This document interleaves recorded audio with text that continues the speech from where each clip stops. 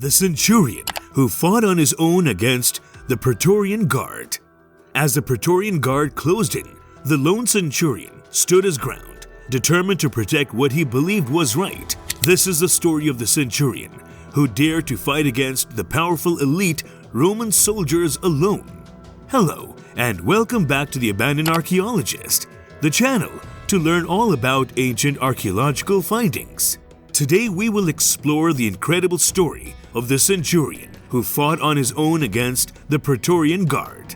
But before we begin, to get your attention, we have a question you can answer at the end of the video. What was Sempronius Densus known for? Write down your answer in the comment section and see if you got it right. Here we begin. Before getting to that brave Centurion, let's get a glimpse of who they are. The Centurion, a warrior at the forefront of the Roman army, was initially composed of 100 legionaries, though it was later reduced to 80 men. These warriors were grouped into centurions and led by their senior-most centurion. The top-tier first cohort was led by the Primus Pilus, who was fourth in command and next in line for promotion to Praefectus Castrorum. Role of the Centurions. In the Roman army, the centurions were the commanders of the centuries, which were groups of soldiers consisting of 30 to 60 men in the mid-Republic era. After the Marian reforms, a century was typically composed of around 80 men, with 6 centuries forming a legionary cohort.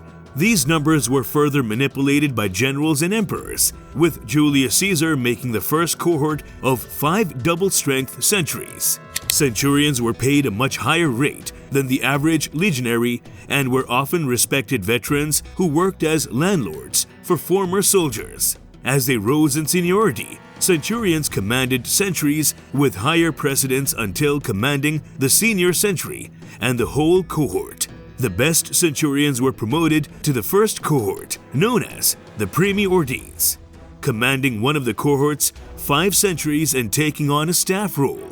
The most senior centurion was Primus Pilus, who commanded the first century of the first cohort and participated in war councils.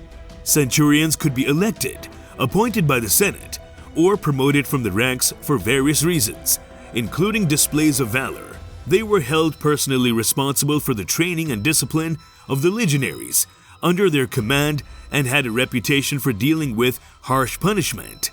They carried their swords on their left side as a sign of distinction and the pugio or dagger on the right as a sidearm. They wore transverse crests on their helmets that distinguished them from other legionaries.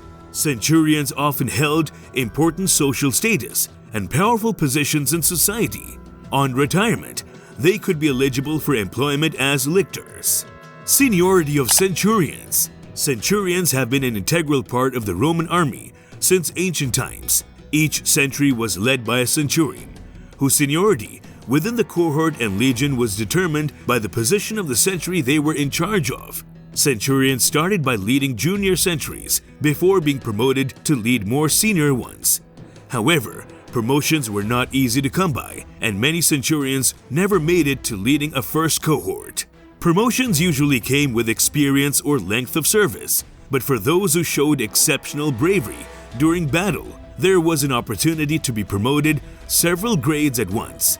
For instance, Julius Caesar once promoted a centurion who had pleased him greatly by 8 grades. However, promotions often meant transferring to another legion. In the times of the Republican Manipulator Legion, each centurion commanded a centuria of 60 men, with a manipulus of 2 centuriae. The senior centurion commanded the manipulus, and the centurion was arranged in decreasing seniority but opposite battle order. The precedence varied based on the century of a manipulus of triarii, principes, or hastati. For the imperial and late Republican Legion, post 107 BC, the first centuria of every cohort was its senior, with the first cohorts following suit for the entire legion. The first cohorts had 5 centuriae instead of 6, with each centuria having twice the number of legionaries of a normal centuria. The 6 centurions of normal cohorts were arranged in order of decreasing seniority. The titles of the centuri, and thus their respective centurions, were remnants from the manipular system of the Republic. The first cohors centurion were known as the Primi Ordines, and were senior to every centurion except for their Primus Pilus and the Pile Priori of the other first centuries. The epic saga of the centurion who fought on his own against the Praetorian Guard, Sempronius Densus. Sempronius Densus, a centurion in the Praetorian Guard during the 1st century, is remembered for his unparalleled bravery and loyalty in the face of extreme danger. As a bodyguard to the emperor's heir, Densus protected the young man from harm. On a fateful day in January 69 CE, Emperor Galba unexpectedly decided to appoint Piso Lysianus as his deputy and heir, instead of Marcus Otho, who had been led to believe he would be given the position. Enraged by this choice, Otho conspired to assassinate both Galba and Licinianus and take power for himself. In the midst of this chaos, Densus remained steadfast in his duty to protect the heir. When scores of armed assassins descended upon him, Densus fearlessly stood his ground, single-handedly defending his charge. Despite the fact that his fellow guards deserted or switched sides, Densus remained resolute and ultimately saved the life of the young heir. His courage and loyalty in the face of such immense danger will forever be remembered in history. Assassination and death of the Centurion. The year was AD 69, and Rome was in turmoil. The Emperor Galba had just come to power after the infamous Nero, but his reign was short-lived. Then on January 15, Otho, a former ally of Galba, orchestrated a bloody coup to take the throne for himself. As Galba and his protege, Piso, were being carried through the streets of Rome, they were ambushed by a group of renegade Praetorians loyal to Otho. The Praetorians, who were supposed to be the emperor's personal bodyguards, had turned against him. However, among the Praetorians present, Sempronius Densus, a centurion assigned by Galba to guard Piso, remained loyal to the emperor.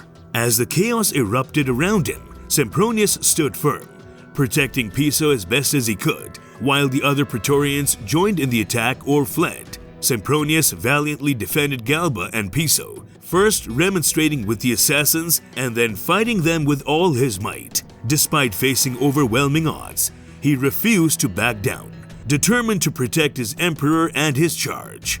According to Plutarch's account, Sempronius fought to defend both Galba and Piso, calling out to the aggressors and charging them not to touch their emperor.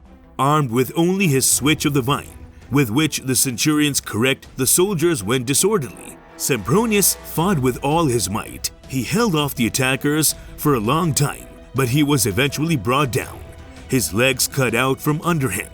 In Tacitus's version of events, Galba was killed before Sempronius's last stand. In his final defense, Sempronius used a pucio, a short dagger used by Roman soldiers. However, Dio Cassius simply notes that Sempronius defended Galba as long as he could and then allowed himself to be slain over the emperor's body. Despite the differing accounts, it is clear that Sempronius Densus was a hero that day. He was the only one among thousands to stand up in defense of the Roman Empire, and his bravery and loyalty are remembered to this day. His sacrifice bought Piso enough time to flee to safety, but unfortunately, it was not enough to save Galba. Otho took the throne, but his reign was also short-lived, and he was eventually replaced by the more successful emperor Vespasian. The outcome of the fight. Despite varying accounts, all sources agree on the fate of Galba and Piso. Following Galba's assassination, the majority of his killers mutilated his body and paraded his decapitated head on a pole. Meanwhile, two of the assassins located Piso, who had sought sanctuary in the Temple of Vesta. They dragged him outside and killed him at the entrance. This is the story of a brave centurion. Comment below your views. And the answer to our question is, Sempronius Densus was known for his role in the conspiracy to assassinate Emperor Nero in 65 AD. Subscribe for more such videos.